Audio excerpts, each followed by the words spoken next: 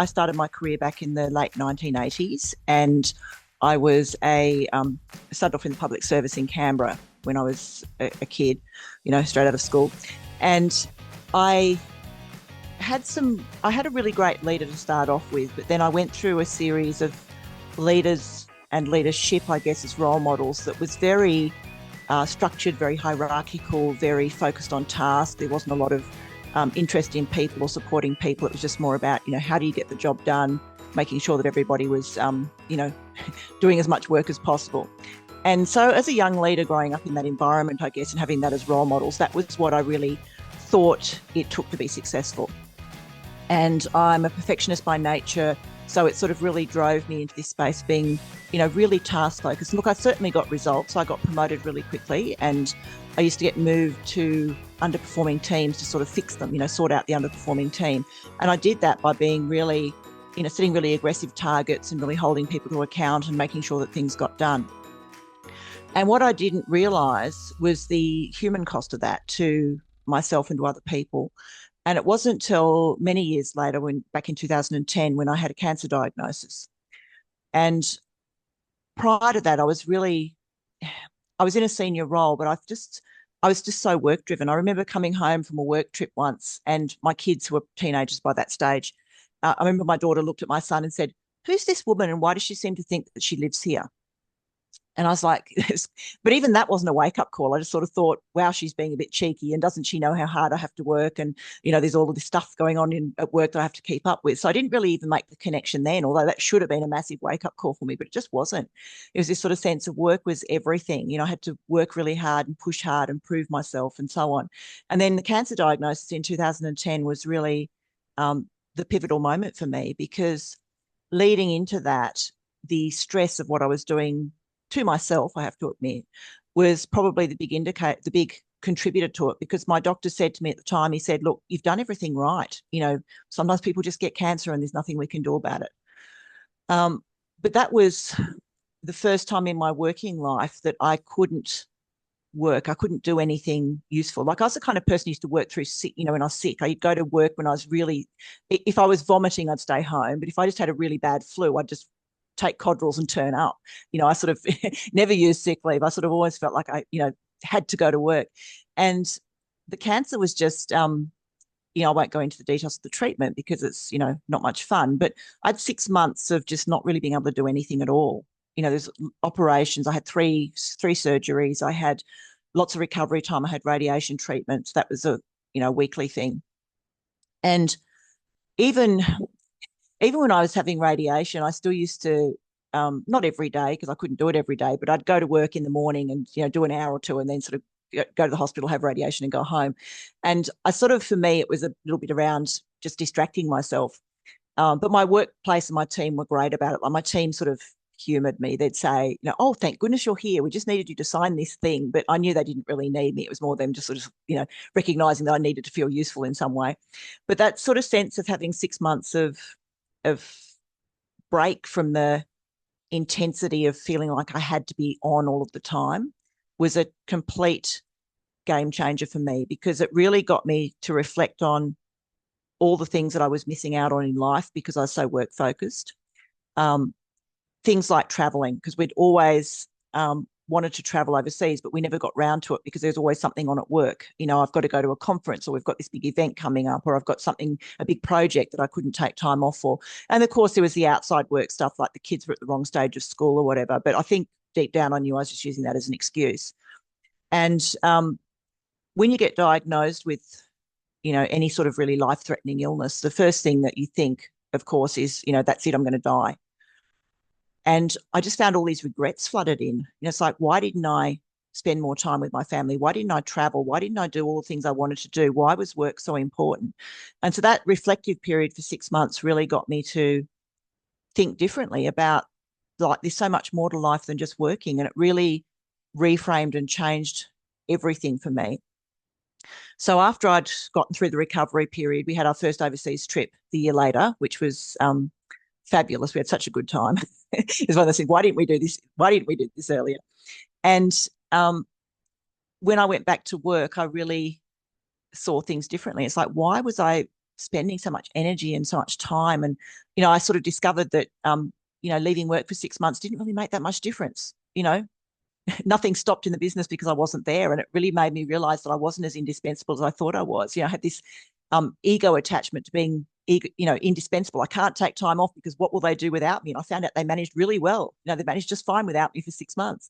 And so that sort of really made me think that, there's got to be more to life than this. And so in 2012, I quit my job, which was, a huge big deal for me to sort of, just quit the corporate world. I'd spent, all those years climbing the ladder, working really hard, and I just walked away from it. And it was the best decision I've ever made because it let me to create a working life that I wanted. Like at the moment, I work 4 days a week because I have my grandbabies on Thursdays. And that's something I wouldn't have been able to do in my previous job. And I wouldn't have let myself do it. I would have been, no, I'd love to be able to do that, but I'm too busy. How am I going to find a day a week to do that? And in my own business, I was just able to say to my daughter, yeah, look, sure, I can have the babies a day a week. Which day would you like? And just blocked it out of my calendar and made it happen. So it's been a game changer for me in terms of my lifestyle, my stress levels, my all kinds of things. Just the beauty of things like my husband's started a job recently where he gets a roster day off once a fortnight, and just to be able to sort of reshuffle my calendar and go, yeah, sure, I can have time off on Fridays to go and do things with him. So it's been a really great change for me and something that I really regret not having done sooner, to be honest. So from what I hear, you took this as an opportunity to reconnect with your values and to action your priorities. And Mm. also, it gave you the opportunity to connect with others more from a new identity, I would say. Like, how did you feel that this has transformed your own identity, and how did you own that new identity? It was a really big transition process because there was the shift of letting go of the identity that I built up, for decades around, being the go-to person at work. When there was big projects, I'd get given big projects because I'd get them done. So it was this sense that I had, and it really was an ego attachment to delivering, being really good at what I did, being recognised for being an expert in the field, for, getting things done. And letting go of all of that was a decision I had to make. It wasn't something where I kind of just woke up one morning and said, well, I've got cancer, so I'm going to let go of everything. It was a really big decision point where I had to go, I don't want to be this person anymore. I have to reshift my values. I have to reshift my thinking. And I didn't let go of my values. It was just reframed how I express them, if that makes sense. So that, I have a really strong value set around autonomy. And at work, that was about expressed by getting promoted. So I had, I got to the point where I had teams and I was in charge of my own destiny and I could make my own decisions and I didn't have sort of, people micromanaging me. But being able to do that in my own life is true autonomy, because I really do have that element of being able to just do what I want when I want, rather than having that structure around it of you've got to turn up to work. And a lot of it, I've got another value, one of my top value actually is around making a difference. And I was making a difference, but it was in such a constrained way. It was inside one organization with just the 1,200 people who worked there. Whereas starting my own business and, making a difference, I've been able to make a difference to thousands of people, tens of thousands of people across the world, as opposed to just being in one little business. So it's enabled me to express my values in new ways, in more empowered ways, because it was a very constricted world. Just feeling like the only value that I had was my ability to do work, and stepping outside of that and realizing that there's so much more value in a human life in a lot of ways. And I know it sounds silly, but I just didn't have the mindset. It was just this thing of the only thing that I felt valuable or valued for was my ability to deliver. And then stepping away from that and going, actually, I get um, so much of a sense of value out of spending time with my grandsons, for example. I've got 2-year-olds and one in Melbourne who's just about to turn 18 months old.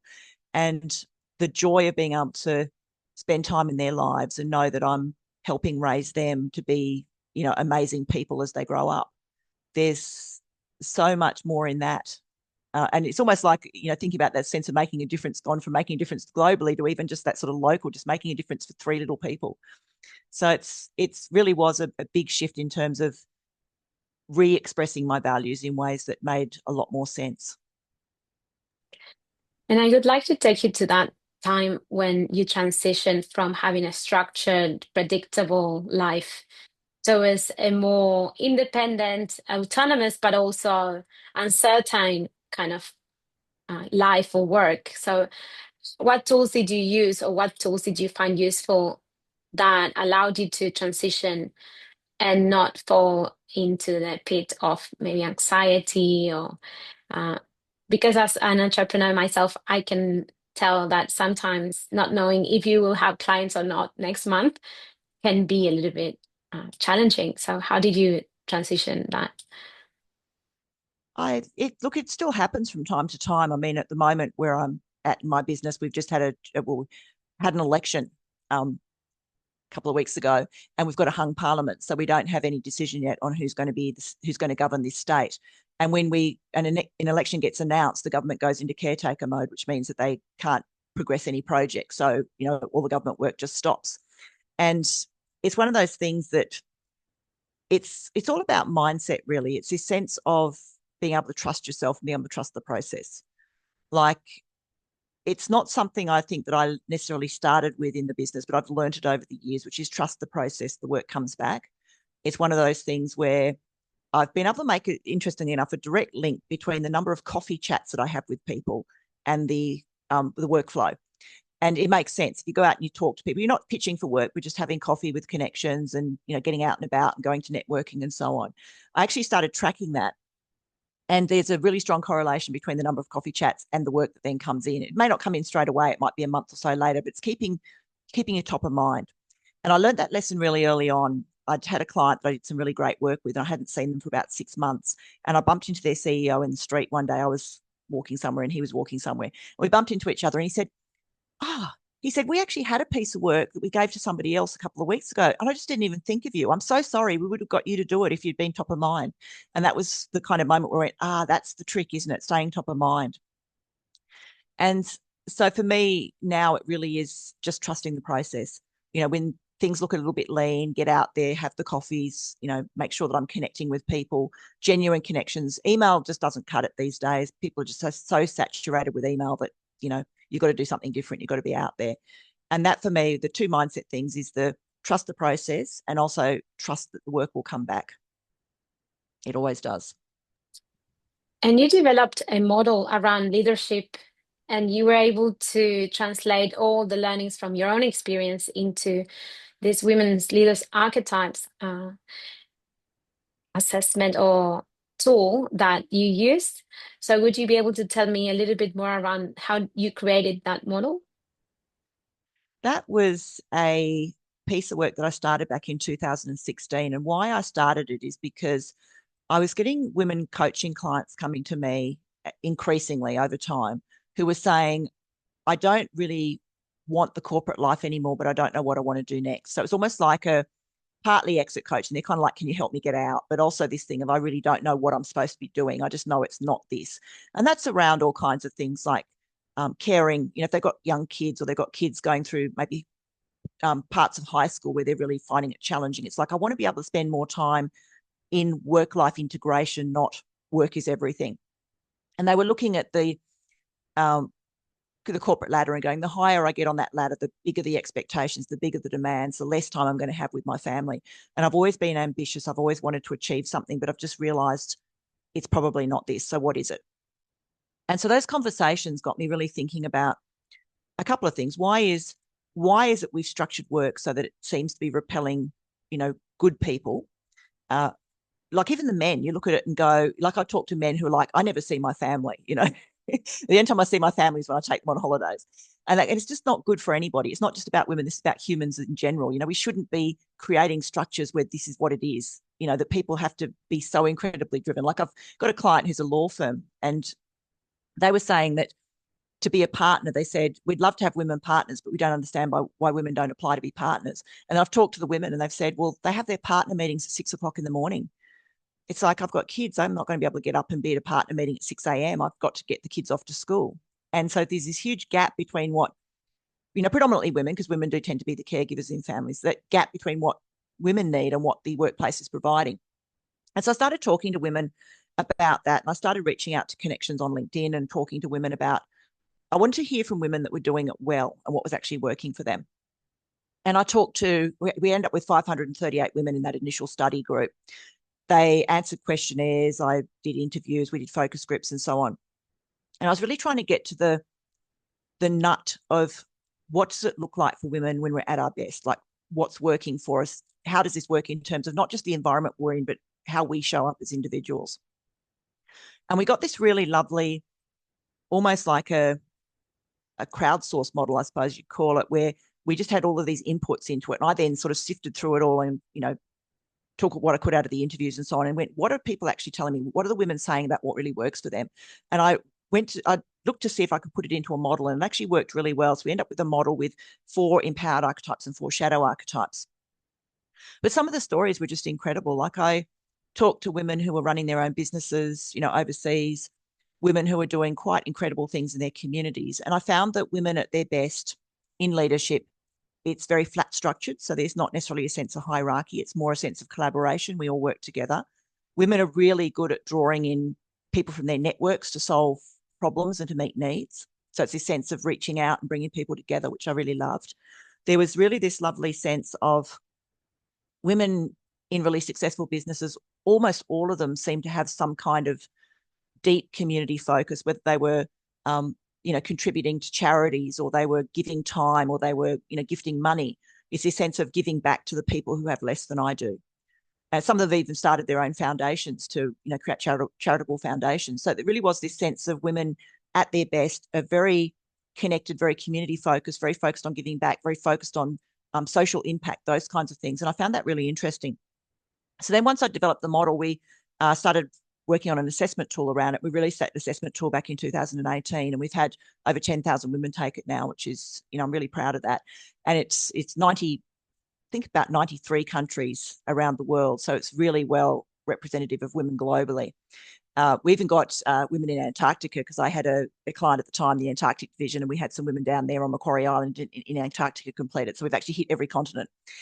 So that was kind of the basis for the work that I work with men too now still, but, predominantly my work is with women, but it's really around how can we use this model to help women who are feeling all the same things I did. Like, I look at it and go, I can put myself in that model really easily. I know where I was in terms of sitting in the shadow archetypes and what it took to move into being more empowered and helping women do that. Because I find when I use this with women, some of them still leave, and that's absolutely fine. They go off and do something amazing somewhere else. But a lot of them end up staying because they see it differently. They go, I can actually be myself. I can be authentic. I can still have time with my children. I can still do all of this and be really successful at work. It doesn't have to be a either or. And those women are shifting the narrative inside their organizations. They're going, actually, I need to role model this for other women, because the problem we've got in our business is no women at the top. So there's no role models. There's nothing to aspire to. So women look at it and go, you have to behave like that if you want to be an executive. You have to work crazy hours. You have to play golf. You have to join the whiskey club, all those things if you want to be an executive. And I don't want to do that. And they're saying, actually, what I want to do is, become an executive myself so I can show women that they've got a role model for how to do this differently. So it's been really lovely seeing that happen too. It is really inspiring, and I'm definitely a believer on that type of leadership you were describing, and having experienced myself with community work and how things can work and have a really social impact coming from that more horizontal type of leadership. I can tell that it's been for me a journey, because sometimes the system wants to overtake, and sometimes what women achieve, uh, it's not as time efficient from a men's point of view, but in the long run, it has such a positive impact that it's really worth, right, trying. So I wanted to ask you around evidence that this is actually leading to results that are worth pursuing. Look, this isn't necessarily a women versus men thing. It's a both. It's like organizations that have women and men equally represented on boards and also in their leadership team, in their executive, are producing better financial results. There's a body of research out there that actually shows that to be true. So we know that they get better results. They're, women tend to focus more on that sort of, like we said, community side, the social responsibility, that sort of thing. And that brings a nuance to the businesses that isn't necessarily there in organizations are very male dominated, because it's just a different way of leading. It's this sort of focus on men tend to be, quite competitive. It's quite hierarchical. It's very driven. It's very results oriented. Whereas women take more of that sort of holistic view about, building capability in the organization, mentoring, connecting people, bringing people together. And so you need both for organizations to be successful. And the data is definitely there to say that that's actually true. So, but interestingly, I was reading the other day that we'll more than likely have a man on Mars before we achieve that in organizations, that equal representation, which is really kind of sad. And around relationships and how we communicate, have you found anything in common with all the people you have been supporting in the past years? It's been interesting. If we look at women in their empowered archetypes, whether it doesn't really matter which of them they're using, it's in communication, it tends to be very clear, very future focused, very big picture, very, bringing people along the journey. So there is this real sense that everybody clearly understands the vision, everybody clearly understands where we're trying to go and how we're going to get there, and that we're going to support people to do that. So there's it's sort of almost like this holistic view of communication. And women who do this really well, I'm seeing they communicate a lot more than I've seen other leaders communicate. They're very concerned with making sure that everybody is across, what's going on and what needs to be done. And that's one of the things when I work with organizations around communication, that's the biggest challenge that most organizations have, is communication. It's not effective. It's not done particularly well. It's not done often enough. And when we do employee surveying, I've been involved in surveying for decades now. When you do a culture survey or an employee engagement survey, usually what comes up as number one and number two is, in terms of being criticised by employees, is leadership and communication. And it really is that sense of organizations aren't doing enough of it and they're not doing it well enough. And it comes down to, what I've from years of working with this, the key thing that happens there is when communication starts from the top down and is rolled out through the organization, it's usually fine for the first couple of layers, but once it hits that sort of middle frontline leader level, that's where the communication either stops or gets distorted. And the reason for that is the time horizons that people are thinking, because at the top of the organization, you're thinking, 5 years ahead, 10 years ahead, even quarterly. But when you get down to sort of frontline, people are concerned with what's happening on the next shift, what's happening this week. And so if your communication is all about stuff that's happening in the future, it gets to the front line and they're like, well, it doesn't matter to us. So they just ignore it and move on. And so part of that journey is understanding how to take that big piece of communication and go, how do we make it relevant for the people at the front line? And I'm kind of digressing a bit, but really that's the thing that I've seen women do really well, is this sense of communication, because they do have the drive to make sure that everybody's involved. And it really is, like I said, that connectedness that sets it apart. And how much space is there for emotions to be part of the picture when we build those relationships? How open can we be and authentic in the workplace to create meaningful relationships? That's the core of all meaningful relationships, is connection and engagement and empathy, that emotion. Emotion has to be part of everything that we do. I remember years ago when I started work, I can't remember what triggered it. Something happened at work. And I remember the boss saying, you've all just got to learn to leave your emotions at the door. And it was just such a negative, disempowering thing to say to people, leave your emotions at the door, because we're human and we have emotions. We can't help that. Effectiveness is about how we process that, because you can use emotion. I mean, when you think about influencing, for example, if you want to create something amazing, you've got to engage people in the vision. They've got to feel it. They've got to feel excited about it. And that's an emotion. We have to have emotion in the work that we do, because how else do you get things done? If people don't care about it, if there's no emotion, they don't care about it. Why would they want to do it?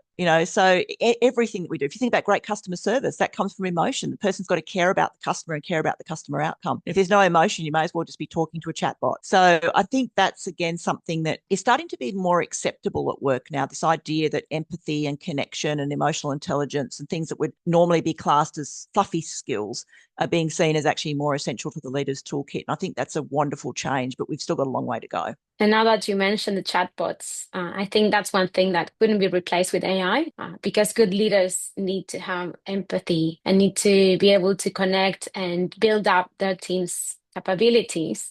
So even when communication can become more effective through AI bots, I think when it comes to teams and leadership, that there's something there that needs to be human, right? Yeah, and that's going back to what I was saying about, getting out and having coffee chats, is that we need to connect with another person genuinely. And you can't do that through written communication, because you miss out on the body language and the expression and the tone of voice and all of those things that you get. Communicating via newsletters and emails and, messages from the CEO, all people get out of that is the tactical stuff, I suppose. They don't get that sort of sense of we should get really excited about this. We should be on board with this, or this is really fun. It's going to be something really interesting to get involved in, because they're missing that human side of it. And just on touching on the topic of AI and leadership, I was listening to the CEO of OpenAI just the other day. He was a little snippet that came up on YouTube, and he was talking about sort of the future of AI. And he said AI will be enormously intelligent, like much smarter than a human, but it's never going to be as capable because of the fact that it is all that emotional stuff. Having said that, though, I was also reading about people who are starting to fall in love with their chatbots, and that sort of sense that there are going to be people out there who have, need some sort of connection from humans that they're not getting, that may turn to AI as the replacement for it. And the challenge with AI is that it behaves how you want it to behave. It behaves in a way that replicates what you ask it to do. So if you start to use very emotional, very, language around like telling it you're in love with it, it responds in kind, because it doesn't have the discernment to say to itself, this is not healthy for this human, because it's designed to assist us and do what it is we want it to do. And that, I think, is the danger going forward, is that people are going to start to see it as a replacement for a human, when it's not. It's a very, very clever machine that can pretend to be a human. It's not going to be the same. And also because being challenged help us grow. So if there's a bot that always agrees with us and follows our lead, how are we going to get challenged enough to be able to keep growing? Exactly. And that's something that, like, I use ChatGPT, and that's something that I remind it regularly. Is I remind it I want it to be a thinking partner. I want it to challenge me. I want it to bring different ideas. And often if I'm brainstorming something with it, I'll actually say to it, I want you to pick apart this idea and tell me 10 things that are wrong with it. Because you've got to keep reminding it it's there to challenge you and help you think, not just agree with everything you say. Otherwise, you're in an echo chamber of your own thoughts. And that, again, is also the danger, is that leaders will use it and think they'll put an idea in, AI of choice will say, that's an amazing idea. And it just affirms the leader's own thinking, rather than saying to it, here's my idea, I want you to really challenge it and pull it apart. So I think that the future is going to be around, AI will be everywhere, but it's going to be about how intelligently we use it. I definitely agree with you. So thank you for sharing your story. And because we have a huge audience that are migrants working in land where they do not share maybe cultural values, and they are trying to integrate, would you have any advice for them in terms of how to empower and how to lead from those powerful archetypes? The archetypes, like I said, we've tested them in 93 countries now. It's resonated with women everywhere. One of my accredited practitioners took it and used it. She's used it twice internationally in big leadership programs, one in Bhutan with women from 7 countries in that region, and also in the Solomon Islands with women from, again, the Pacific region. And that was really interesting, because it was a test for us of how does it work live, as opposed to people just filling out the assessment. How does this work in a live environment? And there were a couple of cultural nuances that we did pick up, which is interesting. So for one of them, one of the shadow archetypes is, we call it the martyr, because it's, people pleasing, it's doing what other people want. And in this particular cultural context in the Bhutan program, the martyr is actually seen as something desirable. And so that was just a wording shift. I mean, I said to her, look, if it comes up for you again, just say to people, look, it doesn't matter what we call it, let's look at the intent behind the model. So there's a few sort of little cultural nuances that have crept in, but essentially the overarching empowered archetypes are resonating for women wherever they are. So it is this sense of, and I'll just run them through them really quickly. The sovereign is our sense of self and being empowered and understanding our self-worth and understanding the value that we add. It really is this sort of sense of me at my best. The warrior archetype is about what we do, what we deliver, and being goal-focused and action-oriented and getting things done. The wise woman is that sense of influence and knowledge and power. So for women, when we use power, it's usually power for the good of the collective, socialized power, and understanding how that works. And then the tribe builder is that connection and bringing people together. So for women, I don't coach them to necessarily develop something that's not natural to them, unless it would be really valuable. So I had someone the other day who tribe builder was really low for her. And she said, I don't think I'm ever going to be any good at that. It's not something I like doing. I'm a huge introvert. She said, to be really honest, I don't like people that much. And she said, please tell me you're not going to make me have to do all of that. And I said, look, if you don't think it adds value to your work, then you don't need to. But if you can see spaces where it would be helpful for you, then it might be useful for you to develop a few of those traits. So I guess my advice to anyone, and again, thinking back to your question about people coming in from different cultures, it's really is about staying true to who you are, adding value, being aware of that sort of, how influence works, and the fact that, it doesn't matter who you are, you can have influence. You can be somebody who is of value no matter what it is, no matter who you are, no matter what you do. And also the tribe builder side of it is about creating connection, and creating connection in a broad sense. It's not necessarily staying restricted within your own, I suppose, comfort zone. And look, I've lived overseas for periods of time in my life, and I know what it's like to be the only person, the only one. And it's really important to just reach out and connect with people and sort of start to develop those relationships. Well, thank you very much. I really appreciate it. It certainly added value. And for me, this is also a way to start building those connections with the broader community in Australia. So thank you for being one of those people who reached out to me and for sharing all your knowledge and experience with the community. Thank you. It's been an absolute pleasure. Appreciate the opportunity.